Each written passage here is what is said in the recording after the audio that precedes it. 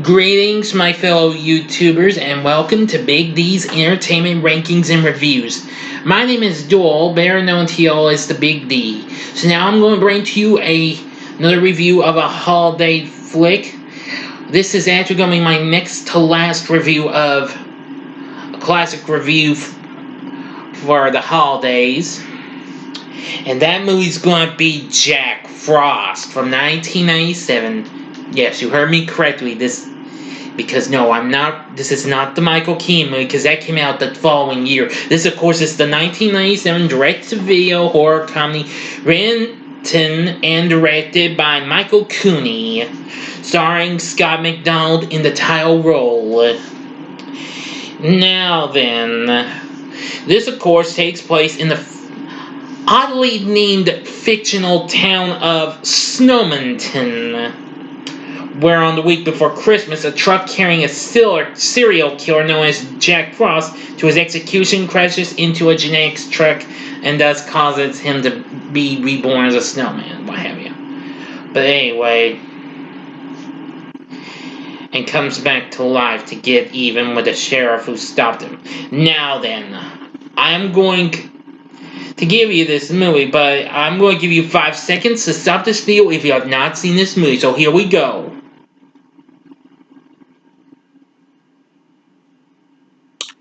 Okay, you've been warned. Here we go. Now, it's a snowy December night, and, well, a state execution transfer vehicle crosses into the quiet backwater town of Snowmonton. Inside is serial killer Jack Frost, who eluded the police for years and left a trail of 38 bodies across 11 states before finally being arrested by Sam Tiller, played by Christopher Allport. He's the sheriff of Snowmonton. So Jack is scheduled to be executed at midnight, but Jack manages to kill the guard, and the vehicle crashes into a genetic research truck. Before Jack can even get away, he is exposed to chemicals from inside the truck, causing him to dissolve and fuse with the snow. And Jack's been, presumed dead. Or so they thought. Despite the news reports, Sam cannot forget Jack's threats of vengeance. Yeah, because he said he'd get him for putting him in jail. Yeah, what does that remind you of? Child's Play? Yeah, Charles Lee Ray threatening Detective Norris. Yeah. Soon, this guy, Old Man Harper, is found murdered, and soon afterwards, a local boy named Billy, who, is being a nuisance to Sheriff Tiller's son, Ryan. Well, and apparently is soon decapitated in the way of an oncoming sled. Yeah.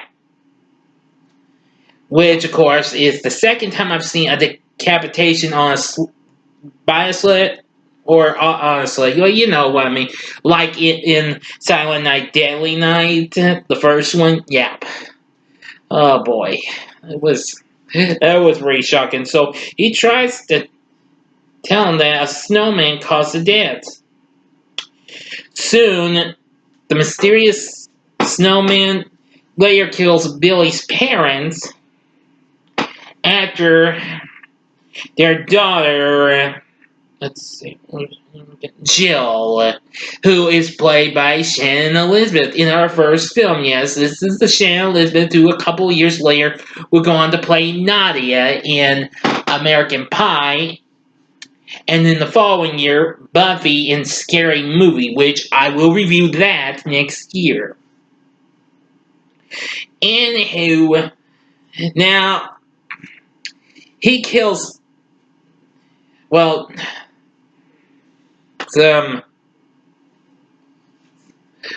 dad real easily. Jill and Billy's dad real easily with the backhand of an axe, and apparently Jack Frost provides funny, humorous punchlines, just like Freddy Krueger and Chucky. And because he was asking for a lighter and for a smoke, he's like, I only asked you for a light.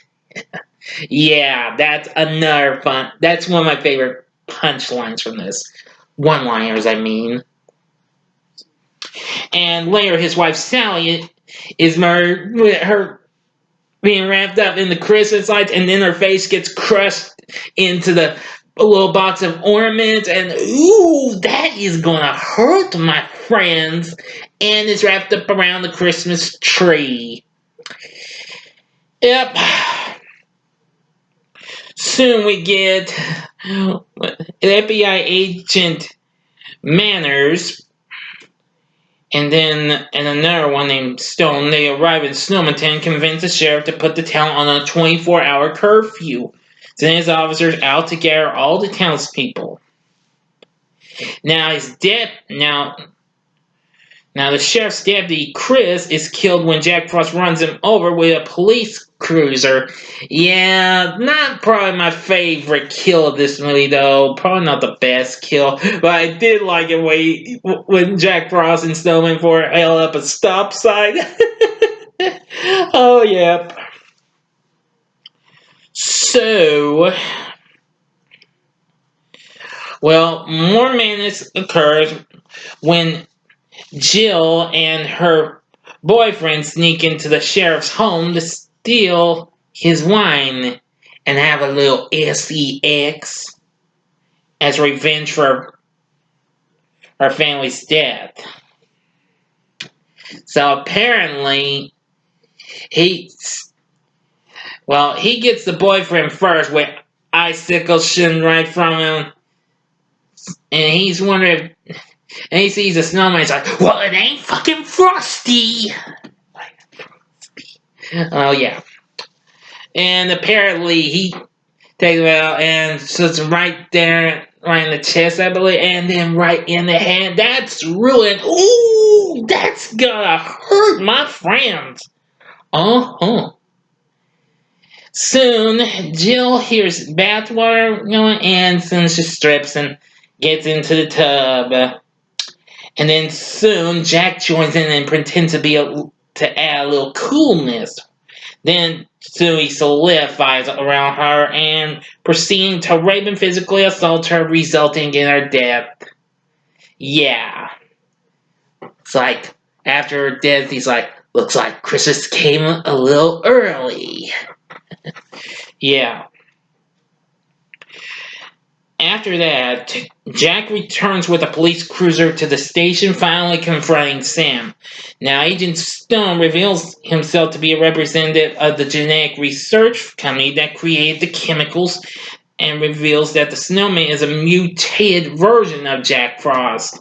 He also reveals that the human soul exists as a chemical and that the acid was going to be used to contain DNA in case of a nuclear holocaust. Ooh.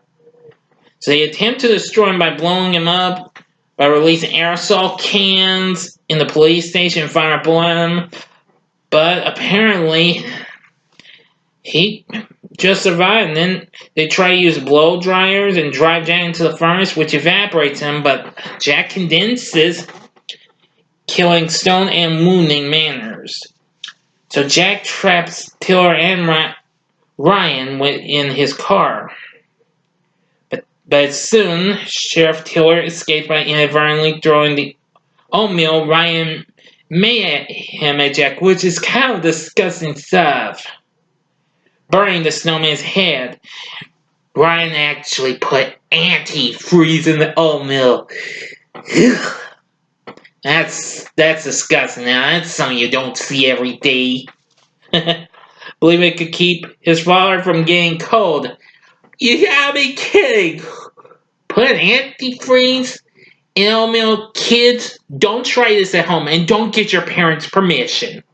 Sorry, I only drew that in for fun, since even though this kind of did have a bad word in I mentioned, so forgive me, everyone. I know I was having some fun with y'all. Anyway, Sheriff Tiller tells his friend Paul to fill the bed of his truck with antifreeze. So Jack chases Sam through the halls of a church and finally catches him, driving a nightstick into his chest and almost kill him. The truck full of antifreeze arrives just in time. However, but Jack and Sam crash through a window and into the truck's bed. Now Jack melts in the antifreeze, and the antifreeze is poured back into the containers and buried deep under the ground of Snowminton. So, in the end, Tiller's wife Anne, played by Eileen Seeley, realizes that the state police are on their way. When Paul asks Tiller what they are going to tell him, he says, "We'll tell him that it's too late." However, one of the containers is shown to be bubbling, revealing Jack is still alive. We hear a the dark voice of his singing Silent Night. Yeah. Now, I almost forgot to mention about another kill. Oh yeah, the kill of Agent Stone, because, well, Jack Frost got inside on it and he just puked him out like, oh my gosh, that is freaky.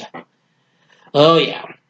Now then, this may have gotten dissed and what have you, but it has, however, developed a cult following.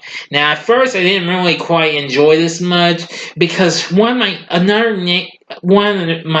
negatives with the movie is the intro. I kind of didn't like hearing that weird kid sounding. Then that sounded too freaky as her dad's trying to tell the story of the killer Jack Frost, so I muted it out. I want to tell you that, so I hope you'll understand. But after giving it a second and a third watch, it's grown on me, and I like it for certain reasons. Despite its comical deaths and the cheesy special effects and what have you, and of course Jack Frost's outrageously hysterical one-liners. So anyway, would I recommend Jack Frost 1997? Sure, go ahead, give it a try. You can find the movie on DVD and Blu-ray. You can also find it on Prime and Tubi as well. So anyway, now of course there would be a sequel coming out 3 years later, Jack Frost 2: Revenge of the Mutant Killer Snowman. But I'm not going to review that though. I've only watched it one time. It was okay. It's not quite as good as this one, though, but it still has some funny moments, though. Maybe another time, perhaps. The story's not too bad. Most of the cast is hit or miss, but even so, but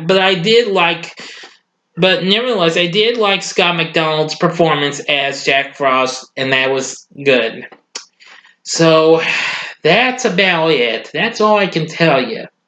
So anyway, that's going to do it for my review of Jack Frost from 1997. Tell me what you thought about the movie in the comments section, please. Like and subscribe to my channel, and be a part of the Big D Nation. Now, if you liked what you saw in this vid, you can check out my review of another horror comedy of a Christmas flick, and of course that was Silent Night, Deadly Night Part 2, which I did not so long ago, last week. And below you can click on the icon to go to my channel and subscribe to me if you'd like. So, and join me again next time because I'm going to do another Christmas flick, and this one's going to be a classic one. It's going to be be a family flick though, A Christmas Story. So until next time, I'm the Big D saying see ya.